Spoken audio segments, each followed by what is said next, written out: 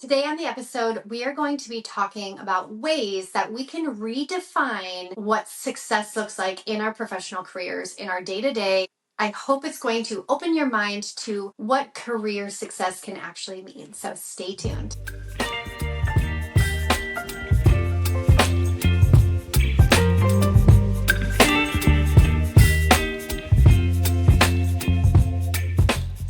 Hey everyone, welcome back to the Grow RDH podcast. My name is Katie. I'm a dental hygienist from South Dakota, and we are here to finish up a two-part episode on career success. Last week, I talked about some of the traps that we can fall into that lead to professional burnout.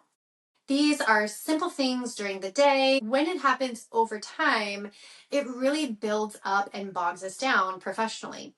So if you're just coming to the episode, I would go back to the last episode, part 1 of the series, and I would listen to that episode first. It's going to make more sense about what we're going to talk about today. If you've already heard episode 1, we will transition right into what the traps look like and how we're going to redefine success and satisfaction in our day-to-day. So the first trap that we talked about was speed, and this is literally just pushing through everything just to get your schedule, your patients, everything done by the end of the day. And how I want you to redefine this trap is by thinking about sustainability and long-term answers to solve your speed problems, right? Speed is not sustainable long-term if you don't plan for it to be sustainable. We have to think about how we are going to increase our longevity and increase our speed. There are certain things that we do clinically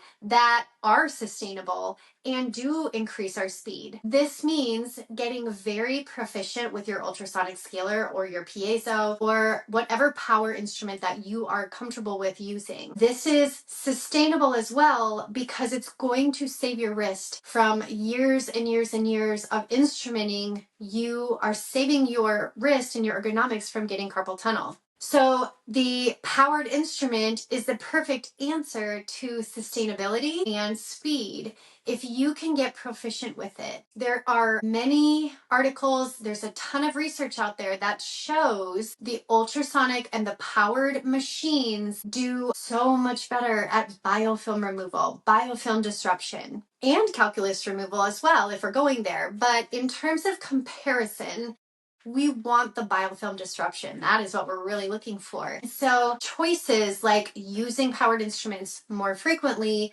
is sustainable and it increases speed. You can also look at it as things that you want to build into your day, right? This could be routines. If you have to do a routine over and over and over again, you don't have to think about the decisions that you're making. So in the morning, while you have a lot of cognitive energy, right? We have the most cognitive brain power that we're going to use early in the morning, and throughout the day, we lose that cognitive energy. So in the morning, when we're preparing for the day, if we go through the patient chart notes and lay out procedures that we know we're going to do, we can get our trays ready for the day. We can do all of those things that take some cognition and cognitive load away from us throughout the day. We can do all of those heavy cognitive load things in the morning. That way, when we're busy and we need that speed, we don't have that load bearing down on us. So preparing for the day is really helpful when it comes to speed if you do it early. Those are sustainable practices that you can implement that both increase speed, but they also protect your longevity. And so when you think about speed, I want you to think about sustainable speed, not run and gun speed where you're just constantly on the move and flying by the seat of your pants. We don't want that. That's not sustainable. The next thing we're going to talk about is the second trap. The second trap I talked about was putting your personal value into your professional production.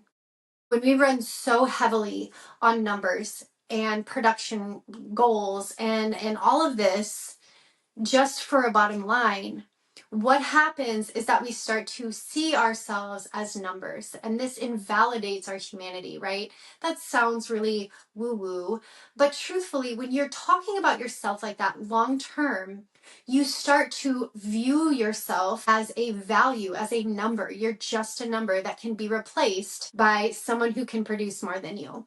This is a trap.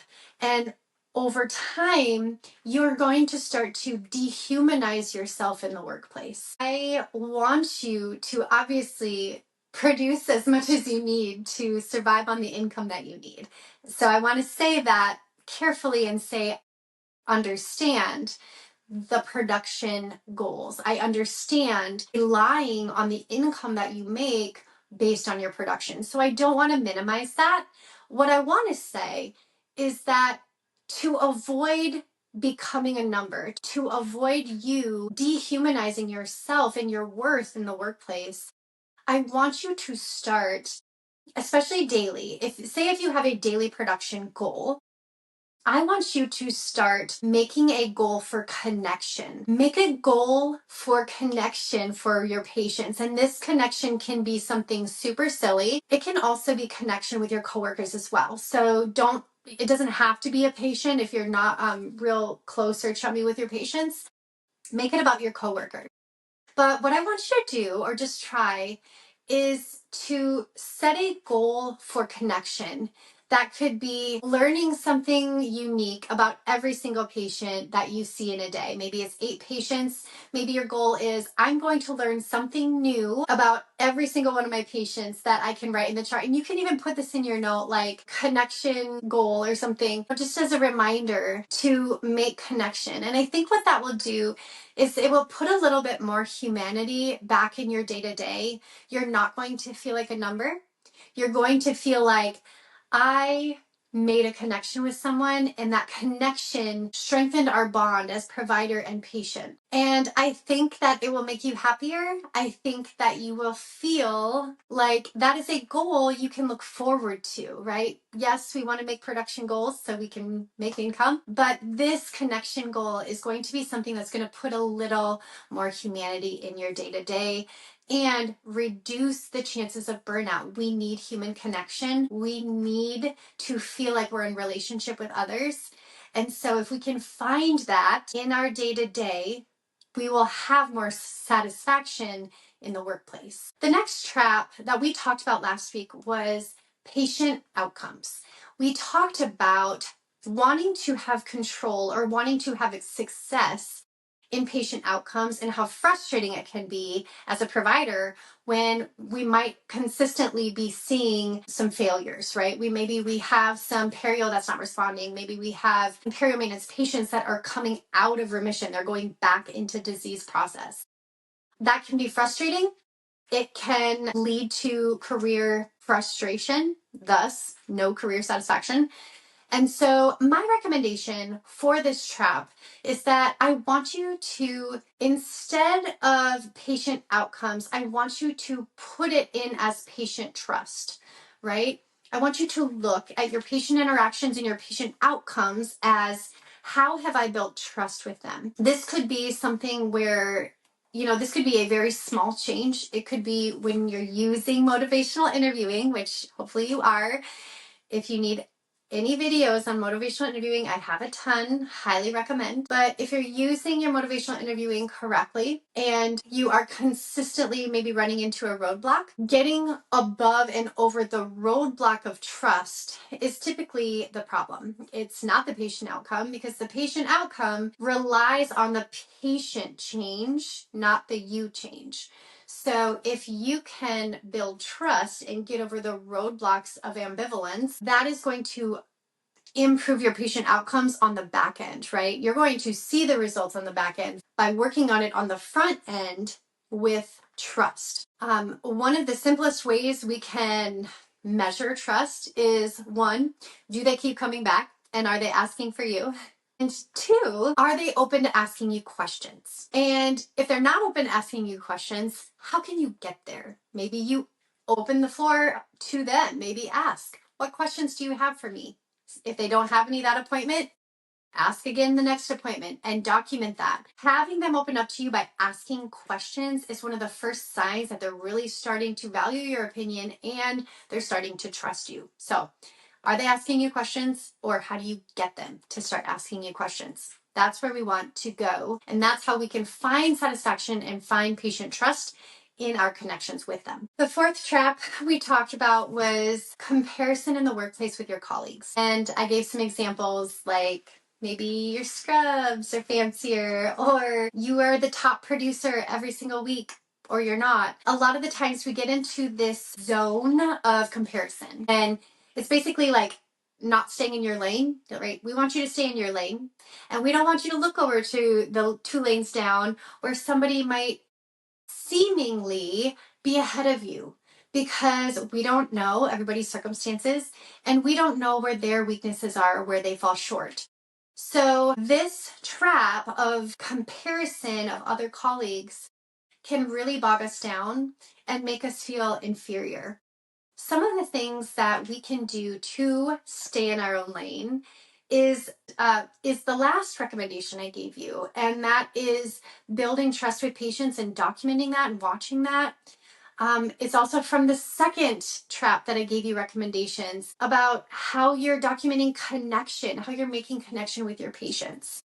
Another thing that you can do, and I know this might sound a little HR heavy, is do a SWOT analysis. SWOT analysis is looking at your strengths and weaknesses and looking for opportunities for growth. And I talked a little bit about this in the first episode in part 1, but we don't want to focus on weaknesses.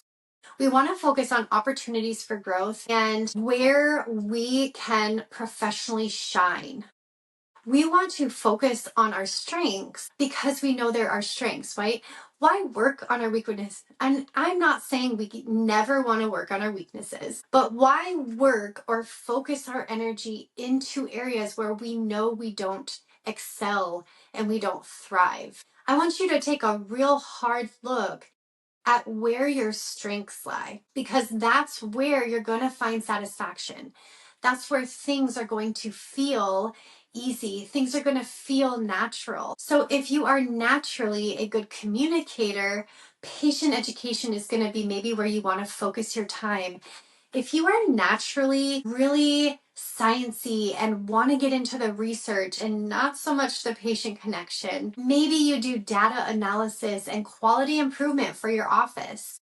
Finding your niche, finding your strength, and focusing your energy into those areas is really going to improve your work-life satisfaction. If we can do that as well, we are not going to be looking for comparisons on people that have different strengths than us. We can look at them and say, her strength is speed and production. My strength is data analysis and quality improvement. And both of those strengths are necessary. Both of those strengths are needed in a workplace. And if you can look at where you provide that, you are going to be less likely to compare. You are going to be more likely to leave at the end of the day with satisfaction in a job that felt good to you. And finally, the last trap was really related to comparison. It was talking about credentials and titles. This is the trap of always maybe looking for something new, but not excelling at what you already have done. Meaning, you might want to get into myofunctional therapy. You might want to get into lasers. You might want to get into like a community health worker type of training. And it's almost this trap of like, we're always chasing, we're never excelling. And so the way to get around this trap is directly related to the advice that I just gave for the last trap. And that is finding your strengths and then carving out a niche based on the credentials that make sense for you. Say you worked at an office where you got a laser certification, but now you had to move towns and now your office doesn't offer any laser procedures. They don't even have a laser. So what can you do?